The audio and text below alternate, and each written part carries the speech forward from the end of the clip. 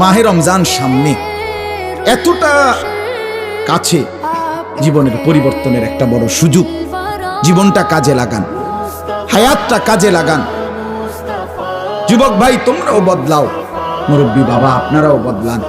পর্দার আড়ালের মা বোনদেরকেও ফেরাবার চেষ্টা করেন। সবাই গুনাহ থেকে ফিরতে চেষ্টা করেন। মাহে রমজানের যখন চাঁদ উঠে, আল্লাহ নবী সাল্লাল্লাহু আলাইহি ওয়াসাল্লাম বলেন, ফেরেশতা ডেকে ডেকে বলে, ইয়া বাগিয়াল খাইরে আকবিল, হে নেক কাজের আগ্রহীরা এগিয়ে আসো। ইয়া বাগিয়াশ শাররি আকসির, হে মন্দ গুনাহের কাজের আগ্রহীরা এবার তো থামো। এটা রমজান। মদখোর এবার থামো, নেশাখোর এবার থামো, জুয়ারি এবার থামো, সুদখোর থামো না এবার।